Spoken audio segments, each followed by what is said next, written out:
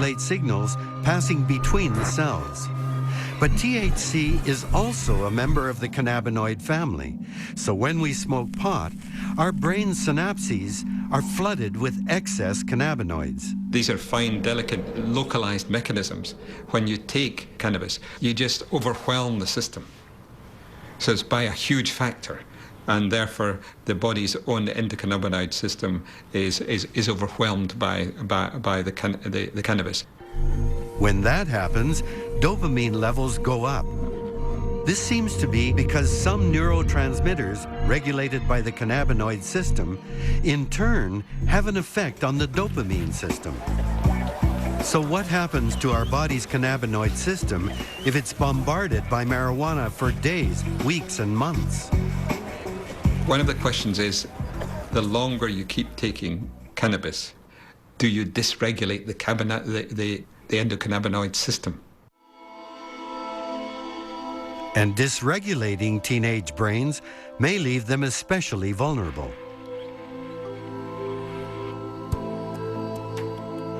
A teen's brain is a little like her messy bedroom. It's a jumble of circuits, and it needs to go through a kind of streamlining to work more effectively, a process called neural pruning. Scientists theorize any substance that interferes with that untangling of the brain can produce long-lasting, potentially devastating psychological effects. I would smoke about 3 joints a day, and you can sort of, when you're doing it that much, you don't notice that you're losing your memory, but it's only when you stop doing it that your whole, your brain starts to get scrambled. He was extremely stressed. He was starting to get somewhat catatonic. He was clearly terrified all the time. And so I would just have him with me. He couldn't put thoughts together very easily at all. It was a terrifying time for all of us, and very, very sad to have this sense that there's this young man who is so full of possibility and potential just disappearing. I was so confused about the world. I built up these scenarios in my mind, and it seemed like the world was ending every single night. He would be off in another world. You could talk to him. There was no eye contact. He was listening to other things outside. He was hearing voices. It would be hard to get through to him. It's like being in a dream when you sleep and you have a really odd dream and it doesn't really make sense. That's what psychosis is, but you're living it.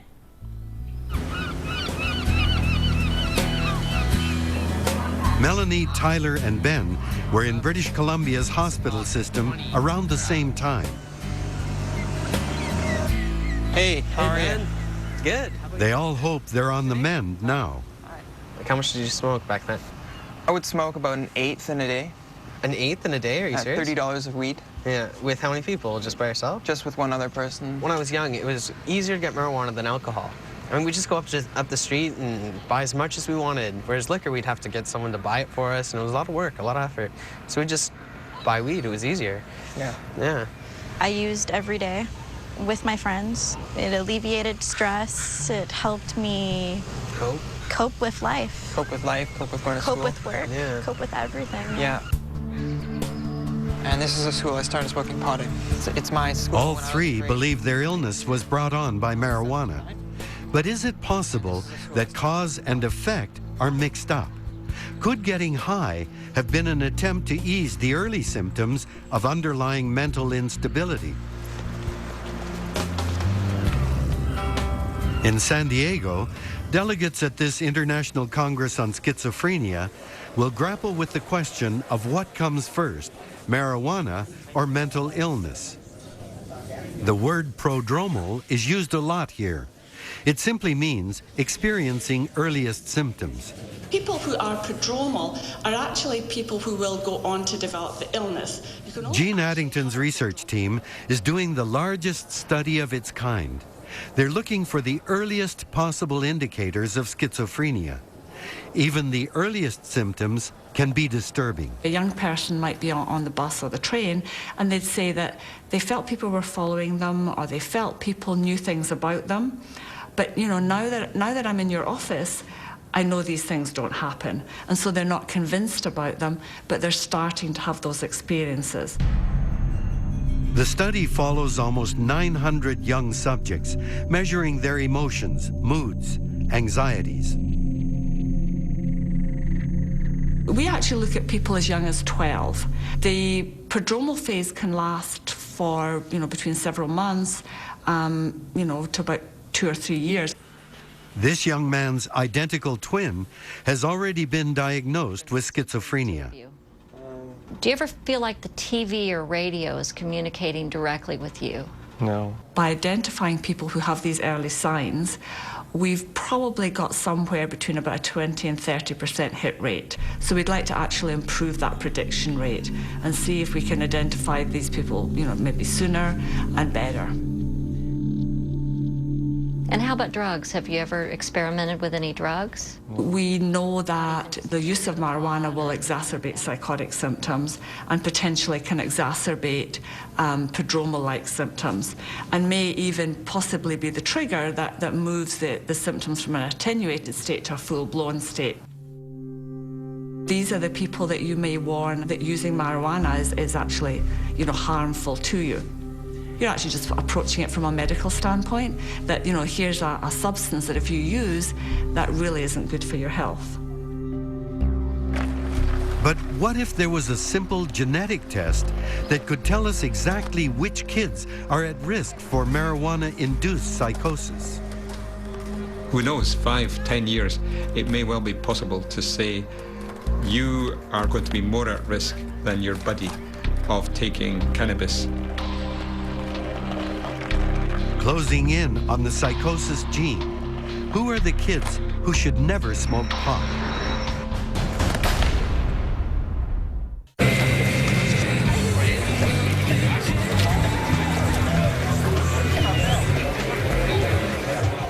Why do most teens smoke pot and just get high?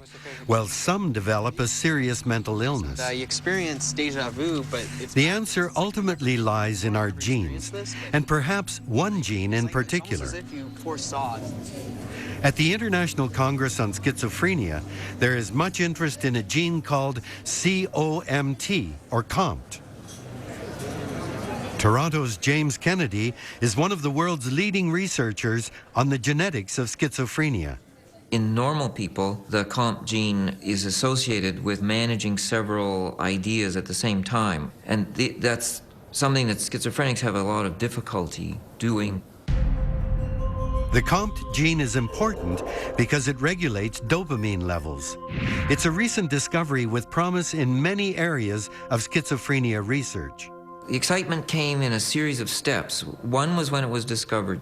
And then another was when we found these other variations in the gene.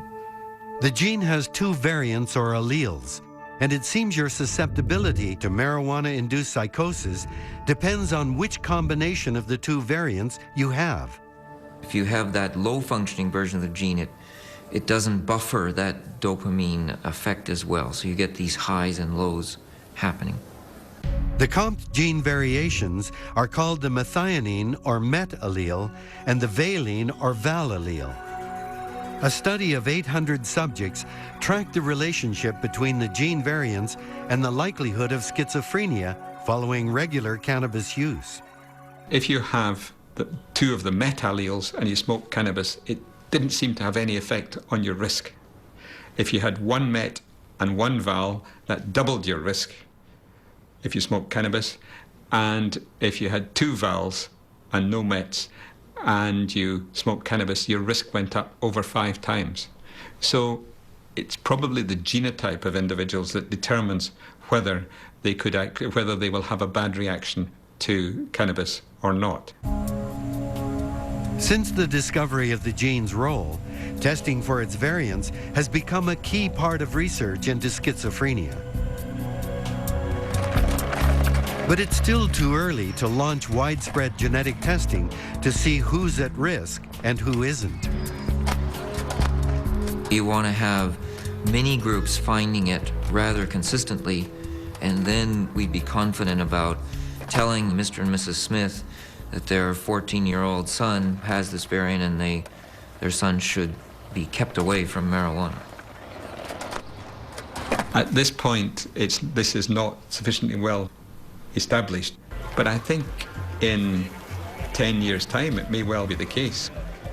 Until then, teens will continue smoking pot without knowing if it will trigger a lifetime of delusions.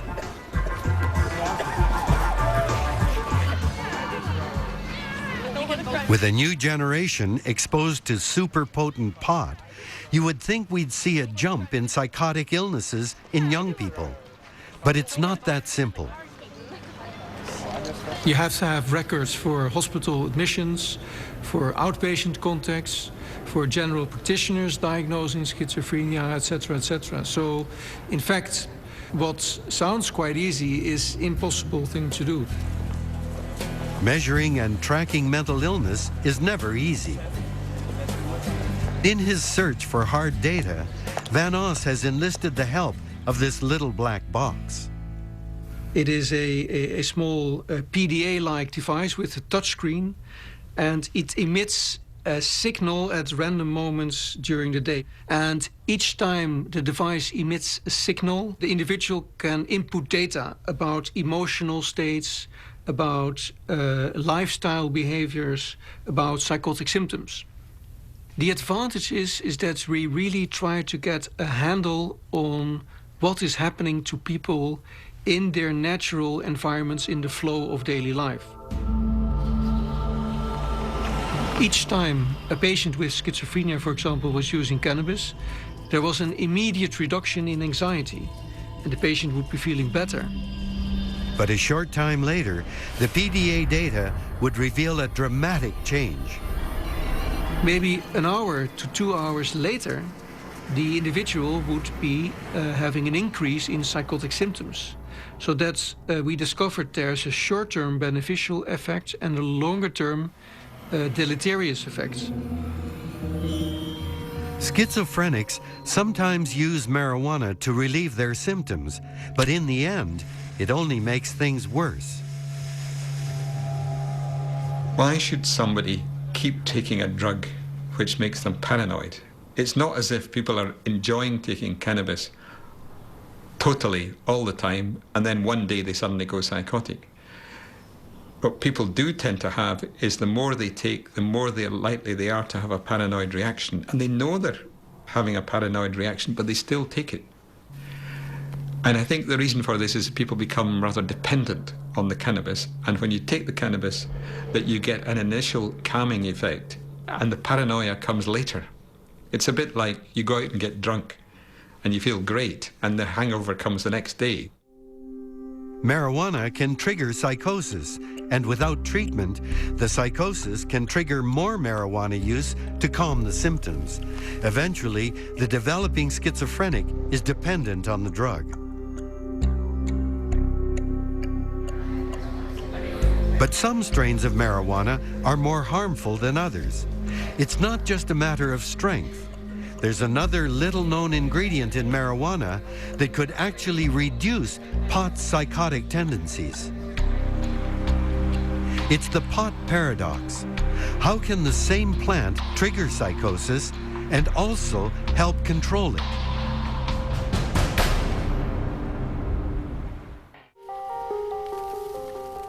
When marijuana hit the drug scene back in the 60s as a soft drug, it was a soft drug. It had less THC, but it also contained more of a chemical known to buffer psychotic effects, an ingredient that's been essentially bred out of today's high-octane pot.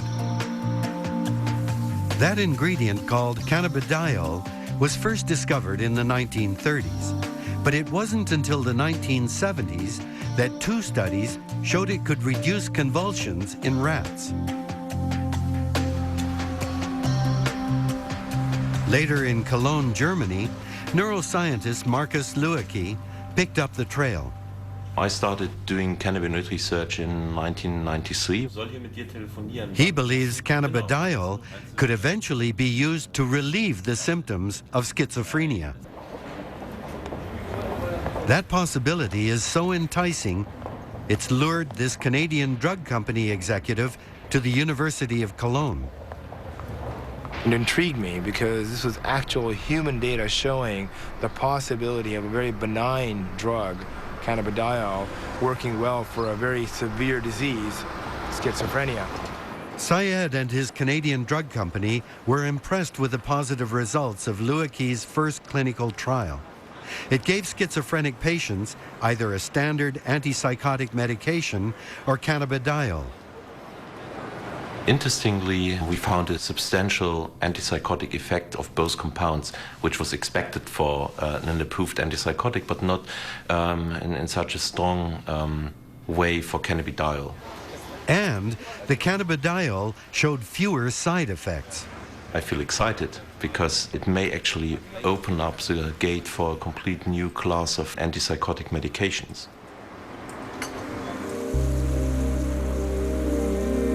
It's suspected that cannabidiol, or CBD, plays a buffering role in marijuana, reducing the psychotic tendencies of THC. But most of the pot smoked today has little, if any, cannabidiol. In creating strains of marijuana with more THC, growers have been breeding out the CBD, leaving teens even more at risk. If you take old-fashioned marijuana, resin or grass, then you tended to have a balance in the amount of THC and CBD, maybe about 4% of each.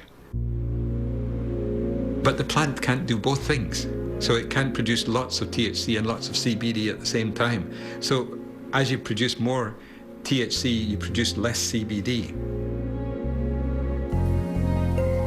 The proof is in our hair.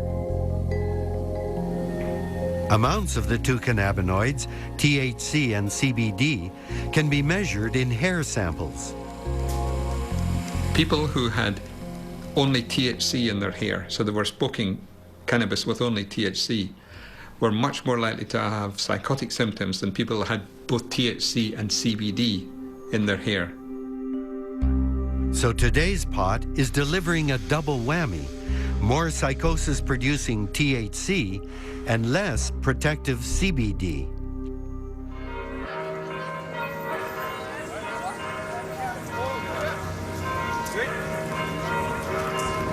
In the Netherlands, it may be legal to buy and sell marijuana, but there's no regulation of its potency, something Jim Van Os would like to see changed.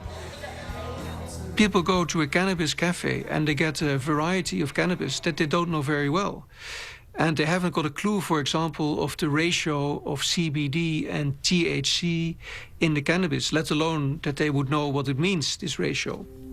So allowing us to have very precise, standardized measures of these ratios and have controlled distribution of that, I think would make a big impact.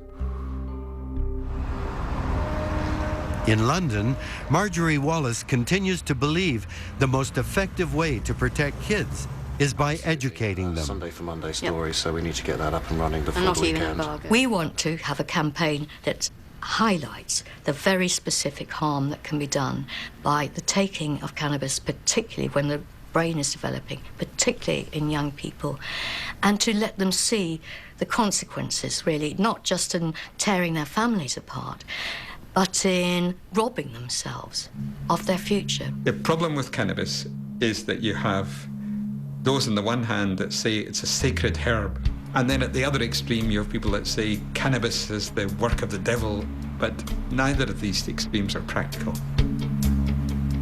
I think we will have to live with cannabis. What we need is a situation where people know that if you smoke cannabis heavily, particularly if you smoke the potent brands of cannabis, then you're more likely to go psychotic. Biggest thing, eh? Yeah, you just have to be patient with yourself, patient with others. Yeah. Melanie, Tyler, and Ben had no idea smoking pot could increase their risk of mental illness. Now, after the nightmare of psychosis, their lives are coming back into focus. All those problems, nothing seems to be a big deal anymore. Yeah, nothing seems like a big deal anymore to me either, but just being careful of like what is a psychotic thought and what is not, right? 'Cause it can get really bad, right? Yeah, you can get lost in You're non-reality. slowly work through it. If you smoke pot, you're going to end up losing the important ways that people need to thrive and live. Most people perceive with their mind when they should be seeing with their eyes. If you smoke pot, you're sort of dooming yourself to be stuck in the corner.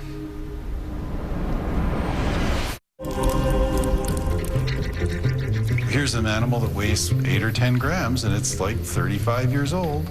Bats' unique biology and chemistry hold all kinds of mysterious features that scientists believe we can learn from and even copy. I think bats are scientifically extraordinary. They do all sorts of remarkable things. Next time on The Nature of Things, could bats help the blind to see?